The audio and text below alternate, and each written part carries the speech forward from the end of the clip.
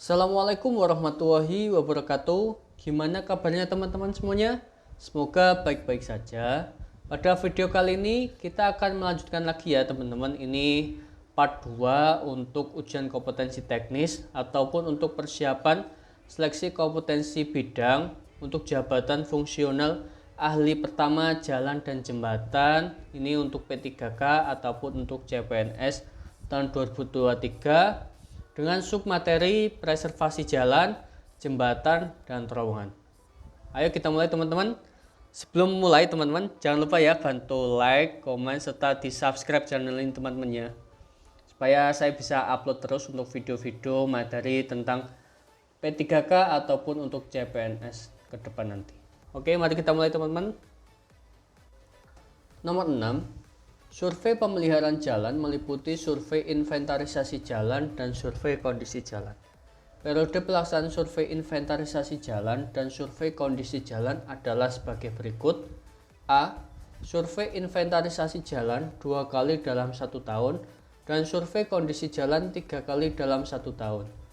B. Survei inventarisasi jalan 2 kali dalam 1 tahun dan survei kondisi jalan 2 kali dalam 1 tahun. C. Survei inventarisasi jalan 1 tahun 1 kali dalam 1 tahun dan survei kondisi jalan 2 kali dalam 1 tahun. D. Survei inventarisasi jalan 1 kali dalam 1 tahun dan survei kondisi jalan 3 kali dalam 1 tahun. E. Survei inventarisasi jalan 1 kali dalam 1 tahun dan survei kondisi jalan 1 kali dalam 1 tahun.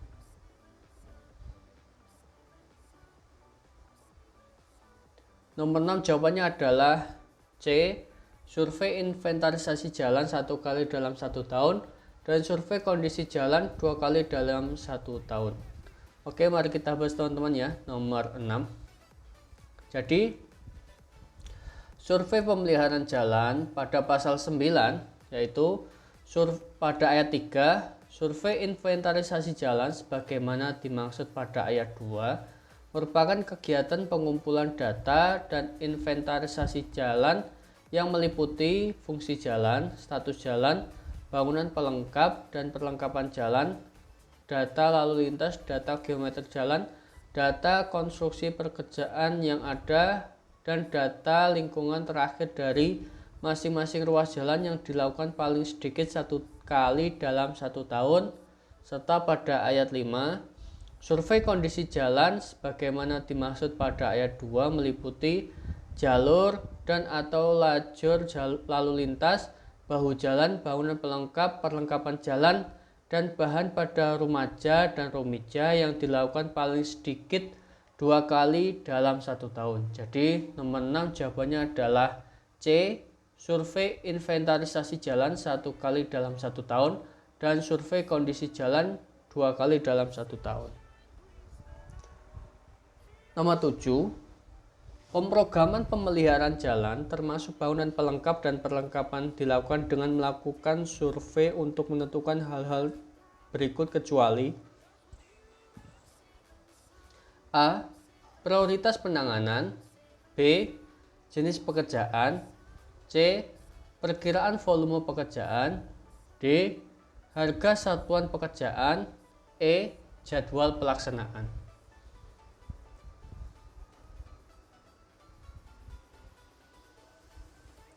Oke, mari kita bahas teman-teman ya. Nomor 7. Jadi pada ayat 4, pemrograman pemeliharaan jalan termasuk bangunan pelengkap dan perlengkapannya sebagaimana dimaksud pada ayat 3 dilakukan dengan melaksanakan survei untuk menentukan prioritas penanganan, jenis pekerjaan, perkiraan volume pekerjaan, harga satuan pekerjaan, serta rencana biaya penanganan. Jadi nomor 7 jawabannya adalah E. Jadwal pelaksanaan. Nomor 8. Pada pemeliharaan berkala jalan, bangunan pelengkap jalan yang telah berumur paling rendah ... tahun sejak dilakukan pembangunan, penggantian atau pemeliharaan berkala. A. 1 tahun. B. 2 tahun. C. 3 tahun. D. Tidak ada jawaban. E. Semua jawaban benar.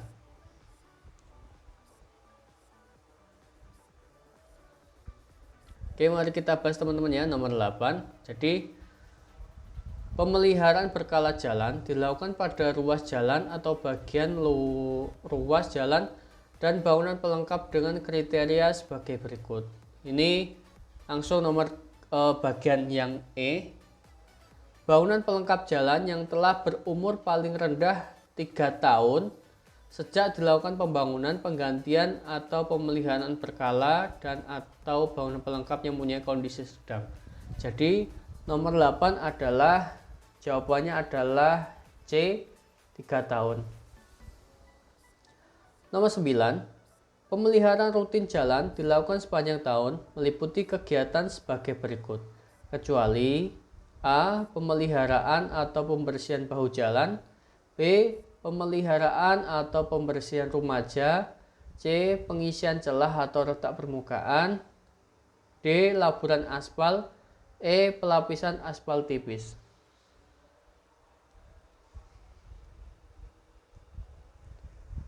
Oke, mari kita bahas teman-teman.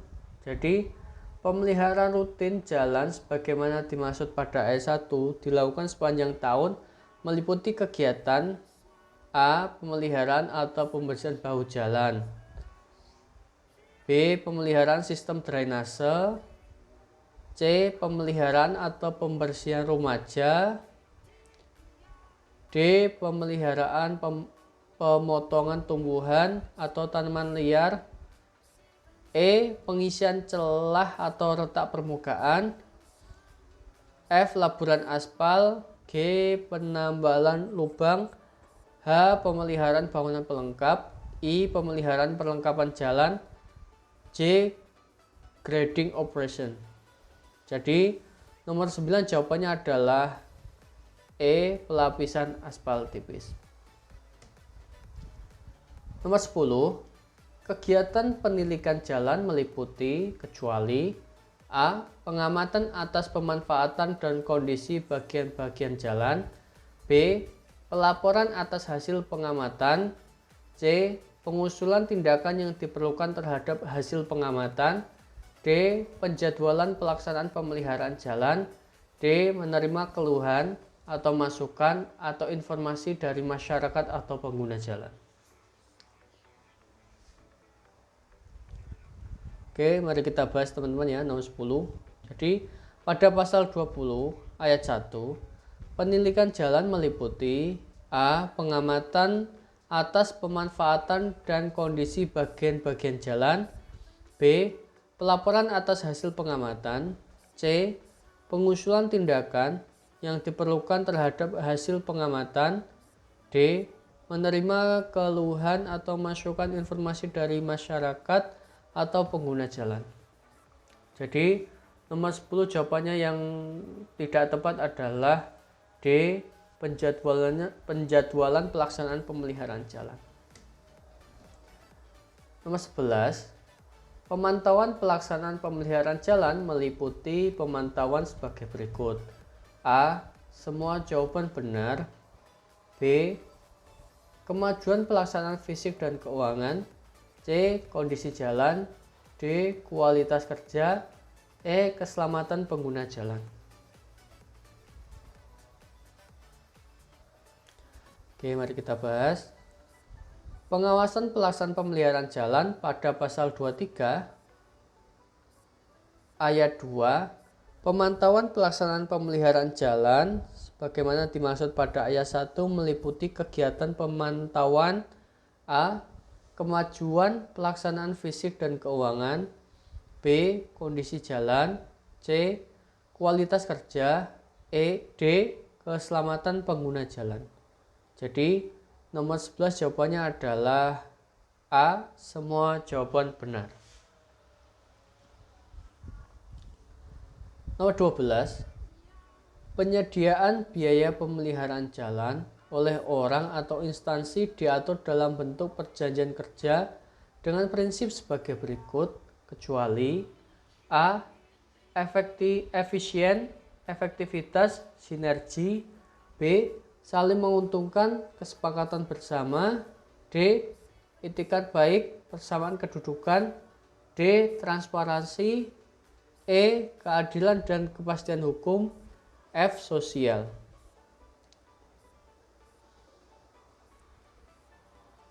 Oke, mari kita bahas teman-teman ya. Ini pada pasal 25 dengan subbab peran masyarakat dalam pemeliharaan jalan. Ini pada ayat 4, penyediaan biaya pemeliharaan jalan oleh orang atau instansi diatur dalam bentuk perjanjian kerja sama dengan prinsip A. Efisiensi, B. Efektivitas, C. Sinergi, D. Saling menguntungkan, E. Kesepakatan bersama, F. Itikat baik, G. Mengutamakan kepentingan nasional dan keutuhan wilayah negara kesatuan Republik Indonesia, H. Persamaan kedudukan, I. Transparansi, J. Keadilan, dan K. Kepastian hukum. Jadi nomor 12 jawabannya yang salah atau kecuali adalah yang yang F. Sosial. Nomor 13, Peraturan Menteri Pekerjaan Umum dan Perumahan Rakyat yang mengatur tentang penyelenggaraan keamanan jembatan dan terowongan adalah A. Nomor 41-PRT-M-2011, B. Nomor 41 PRT-M-2012, C. Nomor 41-PRT-M-2013, D. Nomor 41-PRT-M-2014, E. Nomor 41-PRT-M-2015. Oke, mari kita bahas teman-teman ya. Jadi pada Peraturan Menteri Pekerjaan Umum dan Perumahan Rakyat yang membahas tentang penyelenggaraan keamanan jembatan dan terowongan jalan adalah nomor 41 PRT-M-2015. Jadi nomor 13 jawabannya adalah yang E, nomor 41 PRT-M-2015. 14. Lingkup pengaturan keamanan jembatan dan terowongan adalah pengaturan terhadap penyelenggaraan jembatan dan terowongan yang meliputi kecuali A. Kriteria dan konsepsi keamanan jembatan dan terowongan, B. Tata cara operasi, pemeliharaan dan pemantauan jembatan dan terowongan, C. Tata cara evaluasi dan pengkajian keamanan jembatan dan terowongan jalan, D. Tata cara menghitung biaya operasi pemeliharaan jalan dan terowongan jalan, E. Tata cara inspeksi jembatan dan terowongan jalan.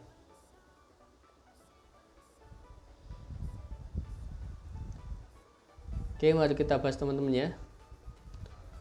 Pada pasal 3, lingkup pengaturan keamanan jembatan dan terowongan jalan adalah pengaturan terhadap penyelenggaraan jembatan dan terowongan jalan yang meliputi A. Kriteria dan konsepsi keamanan jembatan dan terowongan jalan, B. Tata cara operasi, pemeliharaan, dan pemantauan jembatan dan terowongan jalan, C. Tata cara evaluasi dan pengkajian keamanan jembatan dan terowongan jalan, D. Tata cara inspeksi jembatan dan terowongan jalan. Jadi nomor 14 jawabannya adalah D. Tata cara menghitung biaya operasi pemeliharaan jalan dan jembatan jalan. Nomor 15, jembatan dan terowongan jalan yang diatur dalam Peraturan Menteri PUPR nomor 41-PRT-M-2015 meliputi kecuali A. Jembatan dengan bentang paling sedikit 100 meter, jembatan pelengkung dengan bentang paling sedikit 60 meter, jembatan rangka baja dengan bentang 80 meter, jembatan dengan panjang total 3000 meter, jembatan dengan ketinggian pilar di atas 40 meter.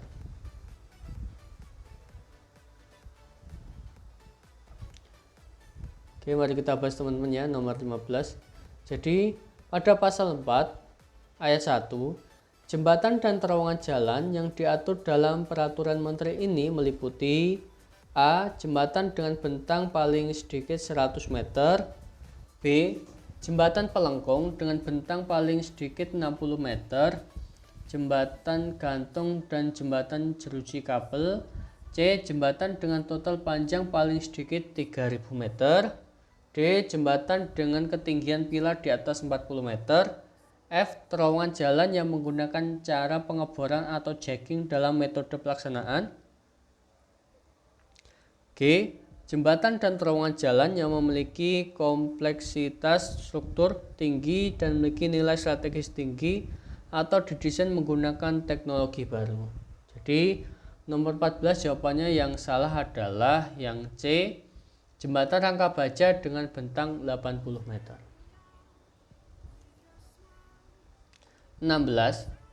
Keamanan jembatan dan terowongan jalan dilakukan berdasarkan konsepsi keamanan jembatan dan terowongan jalan yang meliputi hal berikut.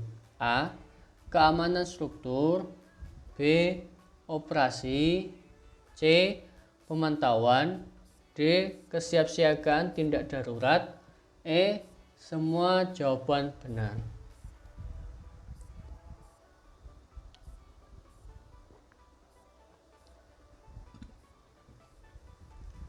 Oke, mari kita bahas teman-teman ya, nomor 16. Jadi pada pasal 5 ayat 2, konsepsi keamanan jembatan dan terowongan jalan sebagaimana dimaksud pada ayat 1 meliputi 3 hal, yaitu keamanan struktur, B. Operasi, pemantauan, pemeliharaan termasuk faktor keselamatan pengguna, C. Kesiapsiagaan tindak darurat. Jadi nomor 16 jawabannya adalah yang E, semua jawaban benar.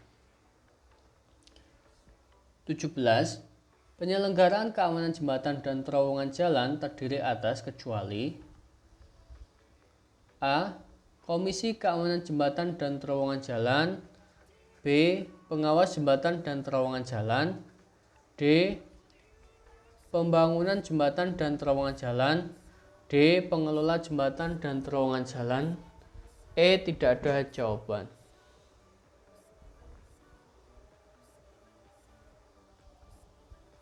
Oke, mari kita bahas teman-teman ya, nomor 17. Jadi ada pasal 6, penyelenggaraan keamanan jembatan dan terowongan jalan terdiri atas A. Komisi Keamanan Jembatan dan Terowongan Jalan. B. Pembangunan jembatan dan terowongan jalan. C. Penyelenggaraan jembatan dan terowongan jalan.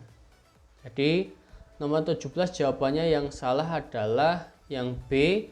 Pengawasan jembatan dan terowongan jalan. Nomor 18. Tugas dari pembangunan jembatan atau terowongan jalan menyelenggarakan jembatan dan terowongan jalan dengan cara berikut, kecuali A. Menyiapkan desain yang aman. B. Melaksanakan konstruksi sesuai dengan desain dan NSPK. C. Melakukan evaluasi keamanan jembatan dan terowongan jalan. D. Mengelola kesiapsiagaan tindak darurat. E. Memiliki rencana kesiapsiagaan tindak darurat.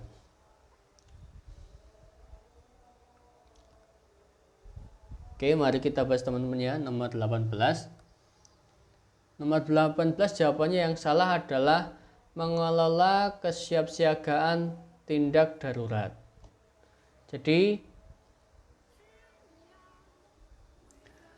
pada pasal 9 ayat 1, pembangunan jembatan dan terowongan jalan menyelenggarakan pembangunan jembatan dan terowongan jalan dengan cara A.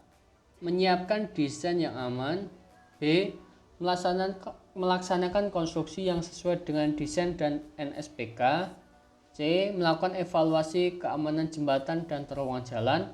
D. Memiliki rencana kesiapsiagaan tindak darurat. Jadi nomor 18 jawabannya yang salah adalah D. Mengelola kesiapsiagaan tindak darurat. Nomor 19. Panduan operasi dan pemeliharaan jembatan dan terowongan jalan berisi uraian tentang A. Organisasi operasi dan pemeliharaan beserta tugas dan fungsinya. B. Hubungan organisasi operasi dan pemeliharaan dengan organisasi lain yang terkait. C. Semua pelatihan petugas. C. Kebutuhan pelatihan petugas. D. Semua jawaban benar. E. Tidak ada jawaban. Oke, mari kita bahas teman-teman yang nomor 19. Jadi pada ayat 4, panduan sebagaimana dimaksud pada ayat 3 juga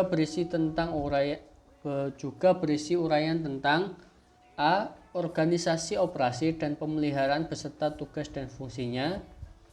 B. Hubungan organisasi operasi dan pemeliharaan dengan organisasi lain yang terkait. C. Kebutuhan pelatihan petugas. D. Pelaporan. E. Sistem dokumentasi. Dan D dan F. Pemuktahiran. Jadi nomor 19 jawabannya yang tepat adalah yang D, semua jawaban benar. 20. Pengamatan dan pengukuran geometri jalan. 20. Pengamatan dan pengukuran geometri jembatan dan lingkungan sekitar jembatan yang berpengaruh antara lain dilakukan pada A. Bentang tengah dek jembatan. B. Pondasi jembatan. C. Kepala pilar jembatan. D. Kepala pilon. Dan E. abutmen jembatan. Oke, mari kita bahas teman-teman.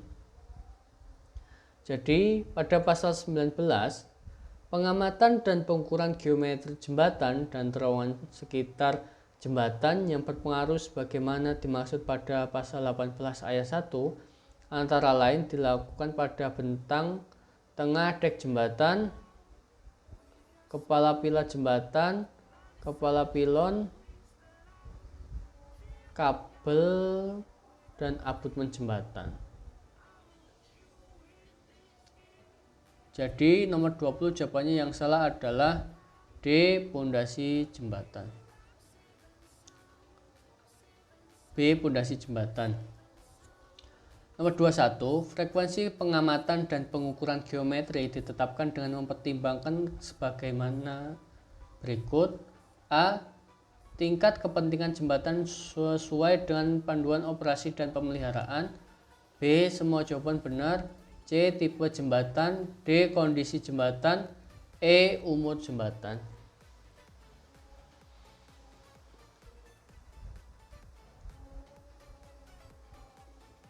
Oke, mari kita bahas teman-teman ya.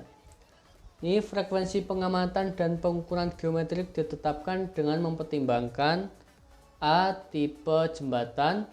B. Kondisi jembatan. C. Umur jembatan. D. Tingkat kepentingan jembatan sesuai dengan panduan operasi dan pemeliharaan. Jadi nomor 21 jawabannya adalah B. Semua jawaban benar. 22. Dokumen jembatan dan terowongan jalan diperlukan untuk menunjang evaluasi keamanan jembatan dan terowongan jalan meliputi sebagai berikut. Kecuali A. Dokumen biaya pelaksanaan. B. Dokumen studi kelayakan. C. Dokumen tahap perencanaan teknis. D. Dokumen tahap pelaksanaan konstruksi. E. Dokumen tahap pengelolaan operasional dan pemeliharaan. Oke, mari kita bahas teman-teman ya. Nomor 22. Pada pasal 23 ayat 1, dokumen jembatan dan terowongan jalan diperlukan untuk menunjang evaluasi keamanan jembatan dan terowongan jalan. B. Ayat 2, dokumen sebagaimana dimaksud pada ayat 1 antara lain terdiri atas A. Dokumen studi kelayakan. B. Dokumen tahap perencanaan teknis. C. Dokumen tahap pelaksanaan konstruksi. D. Dokumen tahap pengelolaan operasional dan pemeliharaan. Jadi nomor 22 jawabannya adalah A. Dokumen biaya pelaksanaan. 23. Pemeriksaan independen mempunyai tugas memberikan pertimbangan teknis yang lebih mendalam mengenai keamanan jembatan dan terowongan jalan. Laporan pertimbangan teknis disampaikan kepada kecuali A. Perencana jembatan dan terowongan jalan. B. Pemilik jembatan dan terowongan jalan. C. Pembangunan jembatan dan terowongan jalan. D. Pengelola jembatan atau terowongan jalan. E. Komisi Keamanan Jembatan dan Terowongan Jalan.